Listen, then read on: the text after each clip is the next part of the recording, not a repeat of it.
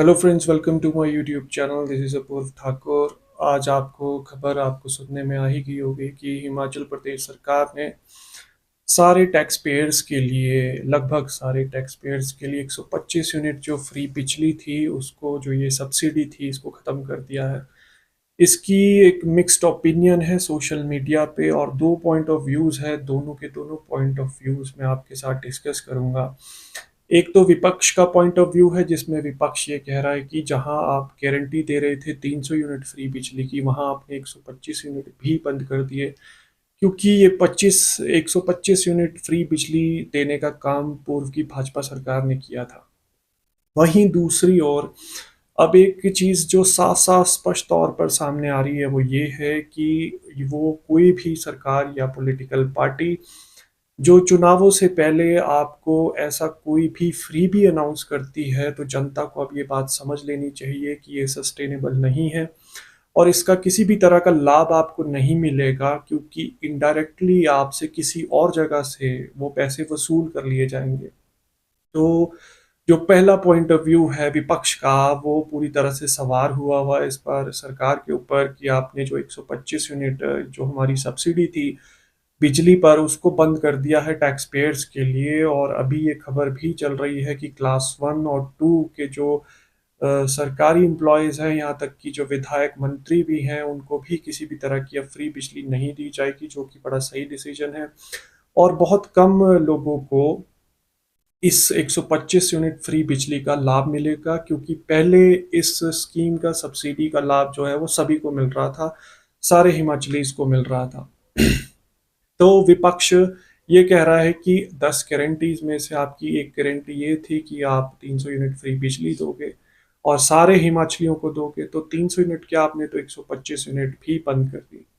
अब जो दूसरा पॉइंट ऑफ व्यू है वो ये है कि जो भी पॉलिटिकल पार्टीज है जो फ्रीबीज अनाउंस करके सत्ता में आती है, जनता को ये साफ तौर पे समझ लेना चाहिए कि ये फ्रीबीज से किसी भी तरह का उसका भला नहीं होने वाला है, क्योंकि अगर कोई पॉलिटिकल पार्टी सरकार बनाने में कामयाब होती है, तो बाद में वो इनडायरेक्ट वे से आपसे वो पैसा कहीं ना कहीं और से वसूल जरूर करेगी।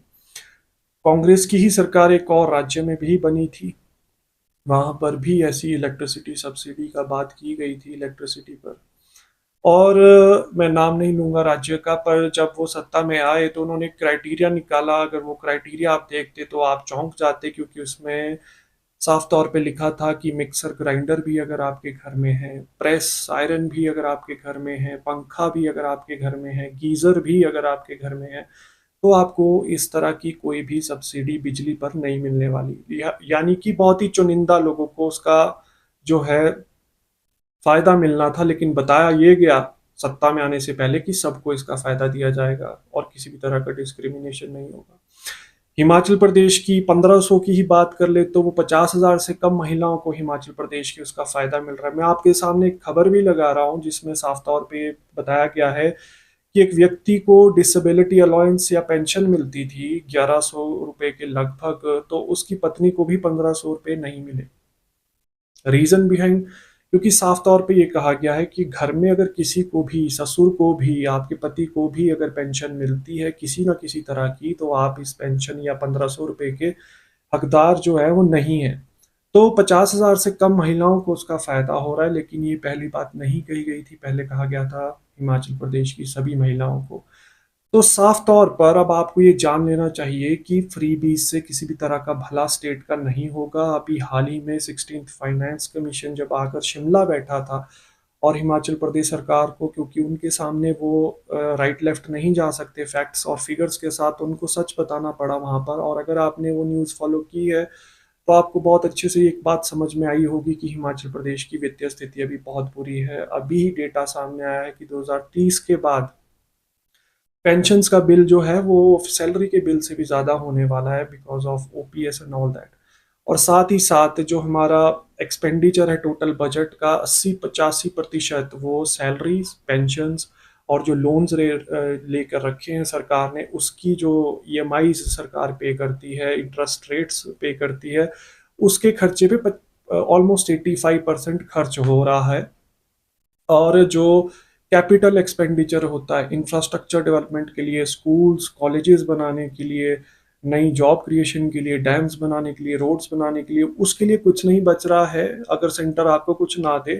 क्यों? क्योंकि जो रिमेनिंग 15% है वो इसी तरह की फ्रीबीज में चल जाता है। तो सरकार अपने दम पर कुछ भी नहीं कर सकती अगर उसको केंद्र से किसी स्कीम के तहत या फाइनेंशियल एड जो है अगर उसको नहीं मिल रही है किसी भी तरह की, इतनी बुरी वित्तीय स्थिति पर हम पहुंच चुके हैं। तो ये बात आपको समझनी होगी कि इलेक्शन से पहले कोई भी पॉलिटिकल पार्टी अगर ये अनाउंस करती है कि हम आपको ये चीज़ फ्री दे रहे हैं, तो वो जो साफ तौर पे जो है वो आपको मूर्ख बना रही है। क्योंकि इंडिया, भारत में कोई भी स्टेट अब ऐसी नहीं रही है जो फ्री भी दे और सस्टेन कर ले उस चीज़ को। क्योंकि अगर आप फ्री में कोई चीज़ बांट रहे हो तो निश्चित तौर पर वो एक ना एक दिन आकर वो चीज़ खत्म होनी ही होनी है, वो चाहे किसी भी तरह की सब्सिडी हो। तो वो जैसे कि हेल्थ और एजुकेशन का जो सेक्टर है, मेरे हिसाब से सिर्फ ये सेक्टर सब्सिडाइज्ड होने चाहिए जो कि ऑलरेडी ही बहुत हैवीली सब्सिडाइज्ड हैं। इनके अलावा किसी भी और तरह की सब्सिडी जनता को प्रॉमिस नहीं की जानी चाहिए। इस पर कैप लगनी चाहिए और जनता को भी ये समझ लेना चाहिए कि अगर उनको फ्रीबीज अनाउंस की जा रही हैं तो उनका मूर्ख बनाया जा रहा है, उनको मूर्ख बनाया जा रहा है। और ये जो स्थिति होती है, क्योंकि अगर पूर्व में 125 यूनिट बिजली फ्री दी भी गई होगी तो वैट बढ़ाया गया होगा, एफएमसीजीज महंगी हुए होंगे, दूध दही महंगा हुआ होगा, स्टैम्प ड्यूटी बढ़ी होगी, तो सरकार कहीं ना कहीं से वो चीज़ की जो भरपाई है वो करती है, लेकिन वो आम जनता को नहीं समझ में आता है। जनता को लगता है फ्रीबीज का फायदा उन्हें मिल रहा है, लेकिन बाकी जगह जो वो महंगाई की मार झेलते हैं, इस चीज को उनको समझना चाहिए कि किसी भी तरह की फ्रीबी सस्टेनेबल नहीं है। आज वो सारेआम क्लियर हो रहा है और भाजपा को भी एक चीज समझनी चाहिए कि वो प्रो फ्रीबी है या अगेंस्ट फ्रीबी है। क्योंकि जब पूर्व में उन्होंने 125 यूनिट फ्री अनाउंस किया था तो सेंटर से कोई अच्छा रिस्पांस उनको नहीं मिला था, क्योंकि सेंटर से कहा गया था कि जहां हम एक आम आदमी पार्टी जैसी पार्टी को काउंटर कर रहे हैं फ्रीबीज के ऊपर, वहां आपने खुद ये फ्रीबीज अनाउंस कर दी, तो बिना पूछे हमारे से अनाउंस कर दी। किस बेसिस पर आपने ये चीज अनाउंस की? इलेक्ट्रिसिटी बोर्ड में जो है तनख्वाह पेंशन नहीं दे पा रही थी सरकार, डिले हो रही थी। एचआरटीसी जहां पर 50% जो है महिलाओं को डिस्काउंट दिया गया था टिकट्स पर, वहां पर भी ड्राइवर्स और कंडक्टर्स की पेंशन और सैलरीज डिले हुई। सोचने वाली बात है कि किसी भी तरह की फ्रीबी हमारे यहाँ का कोई भी गवर्नमेंट सेक्टर जो है उसको अफोर्ड नहीं कर सकता। और कोई भी आज के बाद कोई भी सरकार या पार्टी हो ये बोले कि हम जुगाड़ कर लेंगे और हम फ्रीबीज दे देंगे और सभी को फ्रीबीज देंगे और स्टेट की जो है फाइनेंशियल स्थिति बिगड़ेगी नहीं, तो आप एक बात ज़रूर याद रखिएगा कि वो आपसे झूठ बोल रहे हैं, जो कि आज हमें पता लग भी गया। धन्यवाद।